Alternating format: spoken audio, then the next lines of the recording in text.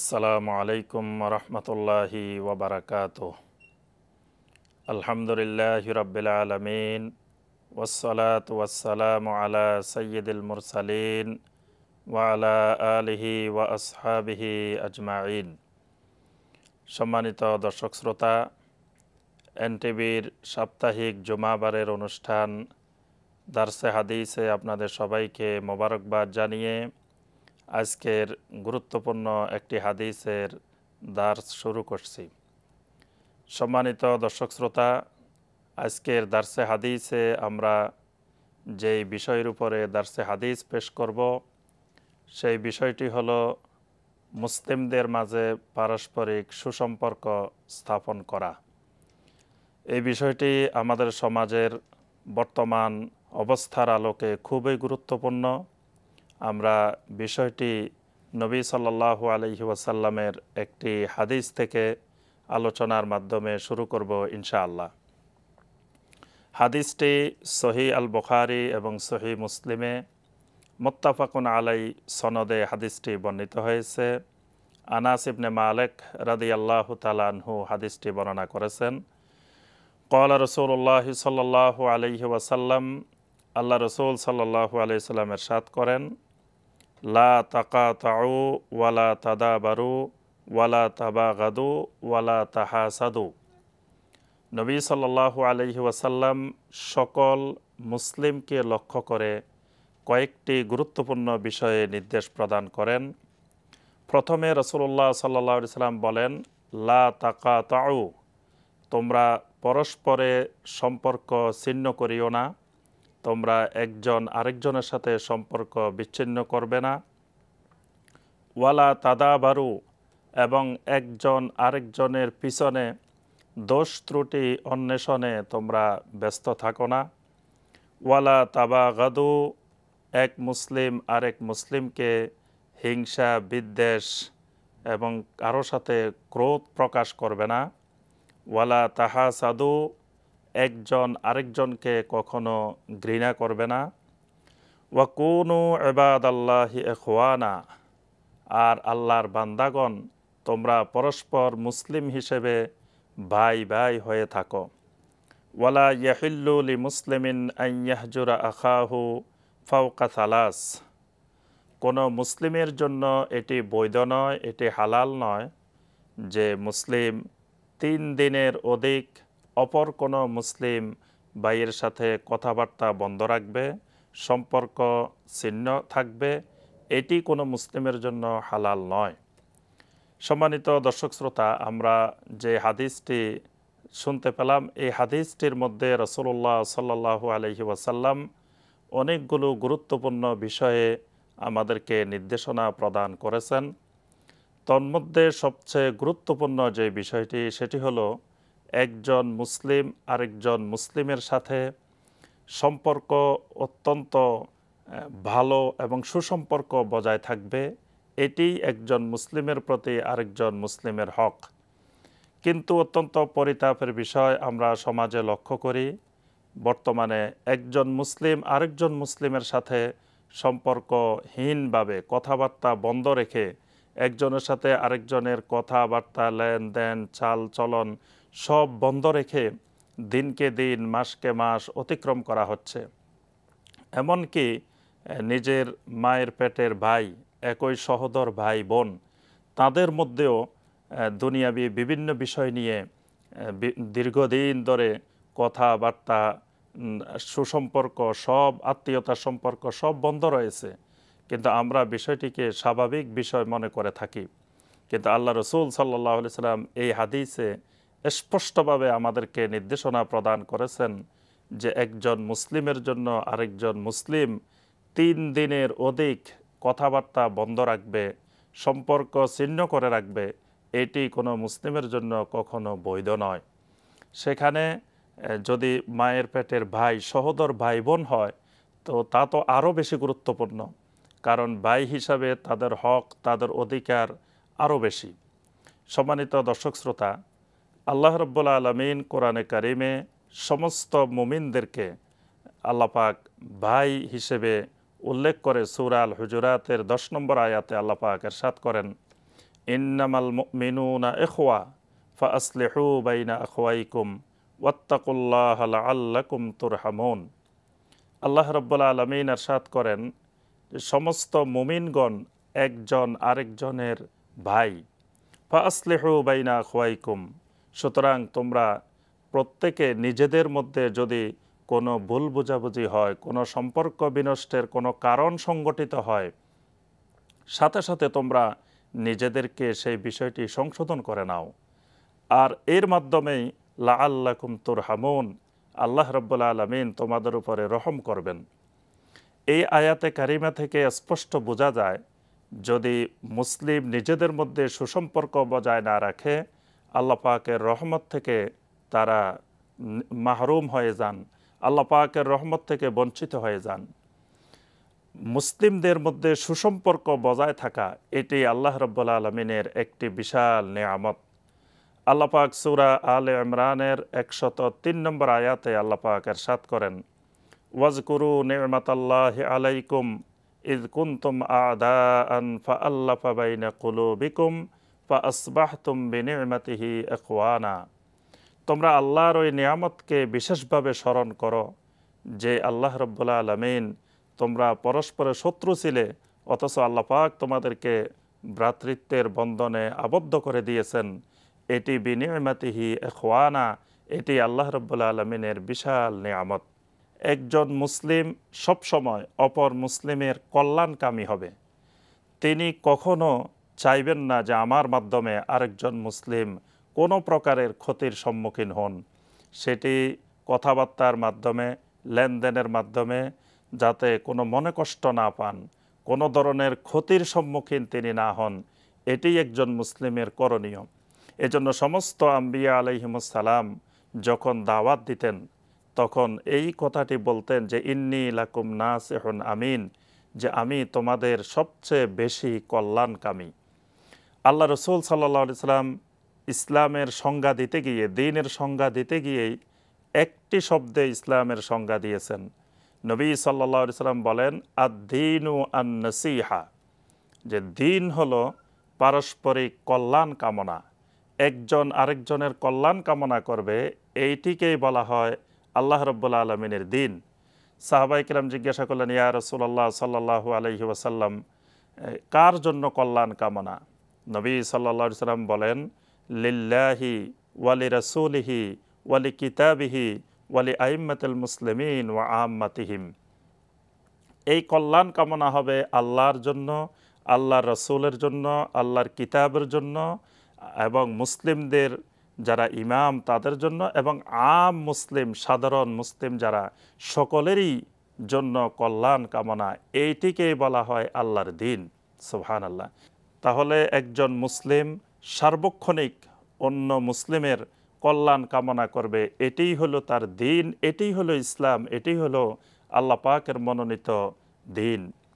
সম্মানিত দর্শক শ্রোতা, আল্লাহ রসুল সাল্লাল্লাহু আলাইহি সাল্লাম আরেকটি হাদিসে আরও সুন্দর করে আল্লাহ রসুল সাল্লাল্লাহু আলাইহি সাল্লাম বলেন, লা ইয়াহিল্লু লি মুসলিমিন আন ইয়াহজুরা আখাহু ফাওকা সালাস। 3 দিনের বেশি একজন মুসলিম আরেকজন মুসলিম ভাইয়ের সাথে কোনো অবস্থায় সম্পর্ক ছিন্ন করে রাখা যাবে না। যখন তাদের একজন আরেকজনের সাথে দেখা হয়, ফায়ুরিদু হাজা ওয়ায়ুরিদু হাজা, নবী সাল্লাল্লাহু আলাইহি সাল্লাম বলেন যে তারা একজন আরেকজনের সাথে দেখা সাক্ষাৎ হলে একজন চেহারাকে এইদিকে ফিরিয়ে রাখে, আরেকজন এইদিকে ফিরিয়ে রাখে। নবী সাল্লাল্লাহু আলাইহি সাল্লাম বলেন, ওয়া খায়রুহুমা আল্লাযী ইয়াবদাউ বিস-সালাম। এই দুইজনের মধ্যে যে ব্যক্তি প্রথমে সালাম দেবে, অর্থাৎ সালামের মাধ্যমে সুসম্পর্ক কায়েমের জন্য চেষ্টা করবে, এই লোকটা আল্লাহ রাব্বুল আলামিনের নিকটে সবচেয়ে উত্তম মানুষ, সবচেয়ে ভালো মানুষ।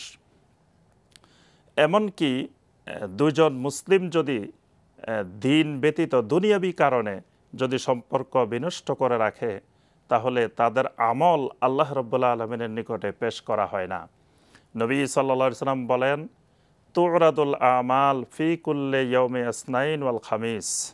নবী সাল্লাল্লাহু আলাইহি সাল্লাম বলেন, প্রত্যেক বৃহস্পতিবার এবং সোমবার প্রত্যেক মুসলিমের আমল আল্লাহ রাব্বুল আলামিনের নিকটে পেশ করা হয়। কিন্তু কিছু ব্যক্তির আমল আল্লাহ পাকের নিকটে পেশ করা হয় না। নবী সাল্লাল্লাহু আলাইহি সাল্লাম বলেন, আল্লাহ পাক এই আমল পেশ করার পরে ফায়াগফিরু লিকুল্লি মুমিনিন লা ইউশরিকু বিল্লাহি শাইয়া, যে ব্যক্তি আল্লাহর সাথে কোনো শিরক করে নাই এই রকম সকল মুমিনের গুনাহ আল্লাহ রাব্বুল আলামিন মাফ করে দেন। কিন্তু ইল্লা মা কানা বাইনাহু ওয়া বাইনা আখিহি শাহনা, যেই দুই ভাইয়ের মধ্যে, যেই দুই মুসলিমের মধ্যে সম্পর্ক ছিন্ন রয়েছে আল্লাহ পাক তাদেরকে ক্ষমা করেন না।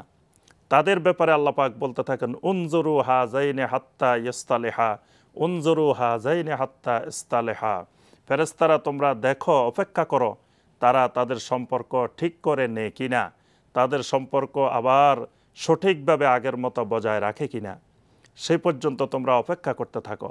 তাহলে এই হাদিস থেকে আমরা অত্যন্ত সুন্দরভাবে বুঝতে পারি যে একজন যদি আরেকজন মুসলিমের সাথে আমরা সুসম্পর্ক কায়েম না রাখি, ভাই ভাইয়ের সাথে যদি সম্পর্ক ভালোভাবে বিদ্যমান না থাকে, আল্লাহ রাব্বুল আলামিনও তাকে ক্ষমা করেন না। সম্মানিত দর্শক শ্রোতা, আরেকটি হাদিসে আল্লাহ রসুল সাল্লাল্লাহু আলাইহি ওয়াসাল্লাম আরেকটি গুরুত্বপূর্ণ নির্দেশনা আমাদেরকে প্রদান করেন। নবী সাল্লাল্লাহু আলাইহি ওয়াসাল্লাম বলেন যে শয়তান নিরাশ হয়ে গিয়েছে, ইন্না শায়তানা কাদ আইসাল আন ইয়াবুদাহুল মুসাল্লুন ফি জাজিরাতিল আরব। নবী সাল্লাল্লাহু আলাইহি ওয়াসাল্লাম বলেন এই জাজিরাতুল আরবে, আরব উপদ্বীপে কোনো মুসলিম শয়তানের ইবাদত করবে, এই ব্যাপারে শয়তান একেবারে নিরাশ। অর্থাৎ এটা কোনোদিন সম্ভব নয় যে একজন মুসলিম কোনোদিন শয়তানের ইবাদত করবে, শয়তানের গোলামি করবে।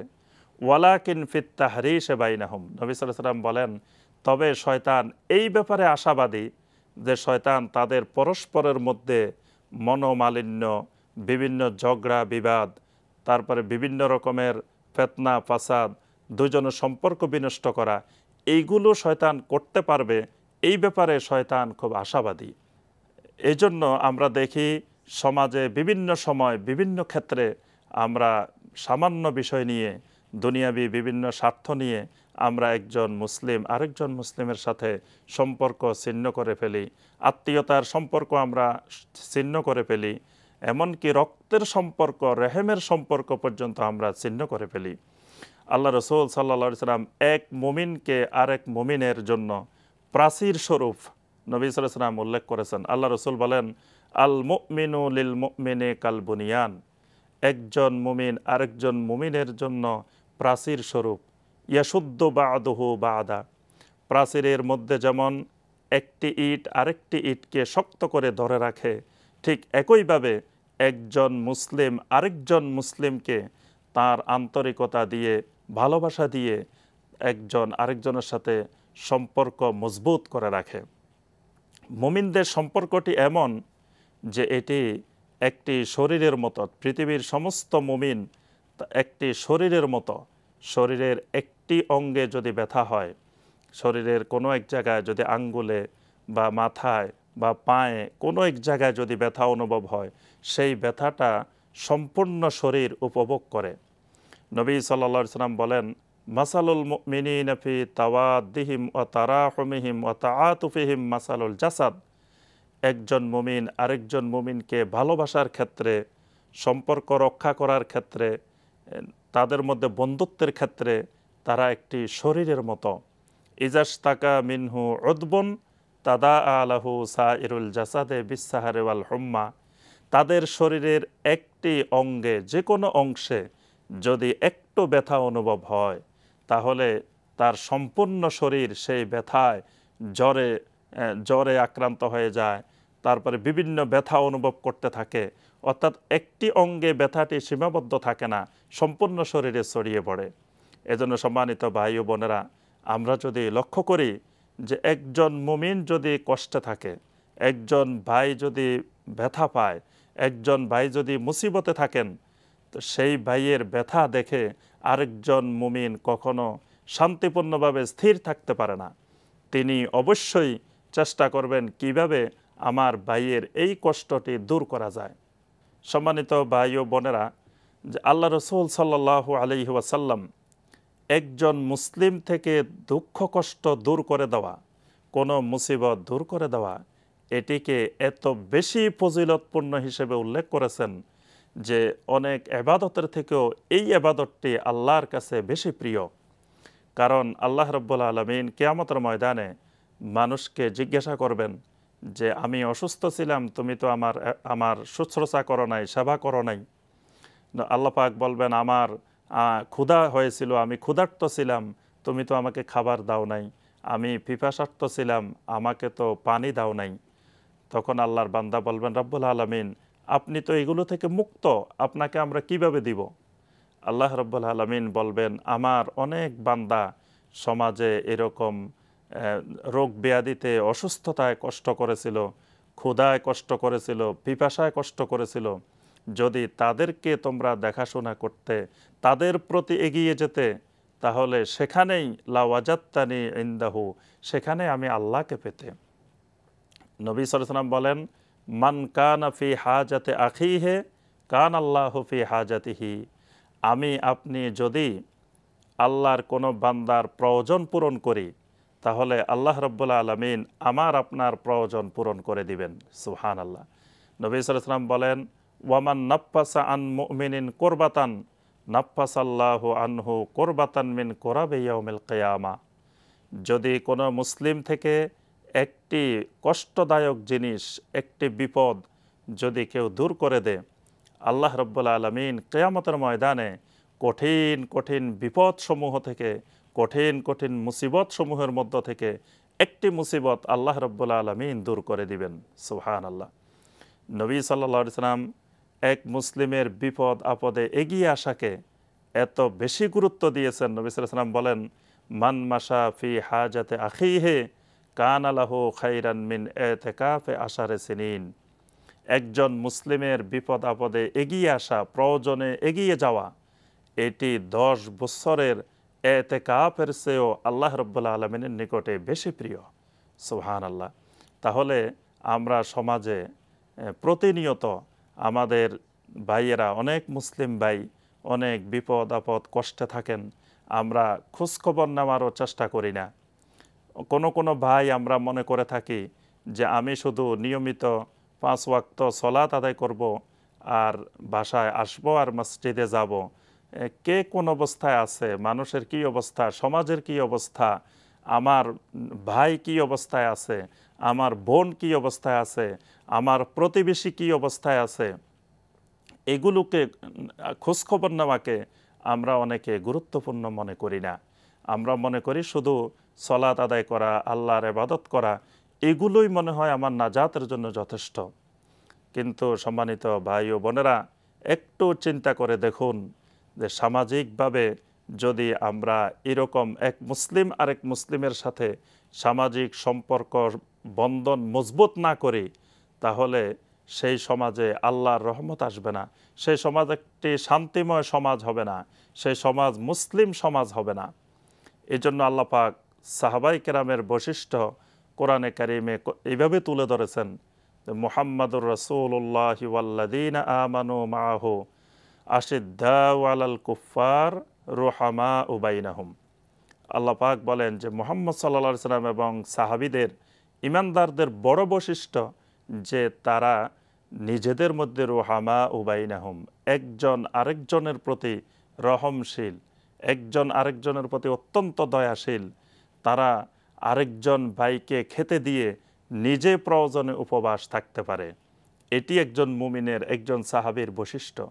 আমরা অসংখ্য সাহাবীর জীবনে দেখি যে তারা অল্প একটু পানি বা অল্প একটু দুধ, অল্প একটু খাবার, কিন্তু সেই খাবারটি একজন, সবাই ক্ষুধার্ত, সবাই পিপাসার্ত, কিন্তু একজন আরেকজনকে দিতে গিয়ে নিজে না খেয়ে তার ভাইকে এগিয়ে দিচ্ছেন, নিজে না খেয়ে আরেকজনকে এগিয়ে দিচ্ছেন। সুবহানাল্লাহ। এটি হলো মুসলিম সমাজের দৃষ্টান্ত। আমরা দেখি সাহাবাই কেরাম মক্কা মুকাররমা থেকে যখন নিজেদের বাড়ি ঘর সহায় সম্পত্তি সব রেখে মদিনা মুনাওয়ারা হিজরত করেছেন, সেখানে মদিনার সাহাবীরা কিভাবে তাদেরকে ভ্রাতৃত্বের বন্ধনে আবদ্ধ করে নিয়ে তাদের বাড়ি ঘর সহায় সম্পত্তি সব কিছুতে তাদেরকে মালিকানা করে তাদের সাথে ভ্রাতৃত্বের বন্ধনকে মজবুত করে নিলেন। সম্মানিত দর্শক শ্রোতা, আজকে আমরা সেই সাহাবাই কেরামের আখলাক আমাদের সালফে সালেহীনদের আখলাক আমরা আজকে হারিয়ে ফেলেছি। আমরা একই ঘরের একই চালের নিচে বসবাস করে এই পাশে এক ভাই এই পাশে এক ভাই, কিন্তু এই পাশের ভাই খাওয়া দাওয়া করেছে কিনা, কি অবস্থায় আছে, অসুস্থ আছে কিনা, এই খবরটাও আমরা নেওয়ার প্রয়োজন মনে করি না। এক ভাই আরামায়েশে জীবনযাপন করছি, আরেক ভাইয়ের কোনো খবর আমরা নেওয়ার প্রয়োজনীয়তা অনুভব করছি না, বোনদের খোঁজখবর নেওয়ার প্রয়োজনীয়তা অনুভব করছি না। এবং সামান্য বিষয় নিয়ে যদি মনোমালিন্য হয়, দিনকে দিন মাসকে মাস আমরা তাদের সাথে কথাবার্তা লেনদেন সব সম্পর্ক বন্ধ করে দিচ্ছি। এটি একজন মুমিনের জন্য কখনো শোভনীয় নয় এবং এটি মুমিনের জন্য জায়েজ নয়, এটি একটি হারাম কাজ। এজন্য আমরা যারা ইতিপূর্বে এই ধরনের করে ফেলেছি, আল্লাহর ওয়াস্তে খাসভাবে আল্লাহ রাব্বুল আলামিনের কাছে তওবা করি এবং একজন আরেকজনের যে ভুল বোঝাবুঝি সেগুলো দূর করে আমরা আবার সুসম্পর্ক কায়েম করি। এতে আল্লাহর হুকুমও পালন হবে এবং সমাজও সুন্দর হবে, দেশও সুন্দর হবে, আল্লাহর জমিন সুন্দর হবে। আল্লাহ রাব্বুল আলামিন আমাদের সবাইকে, সকল মুমিনকে একজন আরেকজনের সাথে সুসম্পর্ক কায়েম করার এবং ভাই ভাই সকল প্রকার হিংসা বিদ্বেষ ভুলে গিয়ে আমরা ভ্রাতৃত্বের বন্ধনে আবদ্ধ হওয়ার আল্লাহ পাক আমাদেরকে তৌফিক দান করুন। আমিন ইয়া রাব্বাল আলামিন। সম্মানিত দর্শক শ্রোতা, আমাদের এই প্রোগ্রাম আপনারা অনলাইনেও দেখতে পারেন।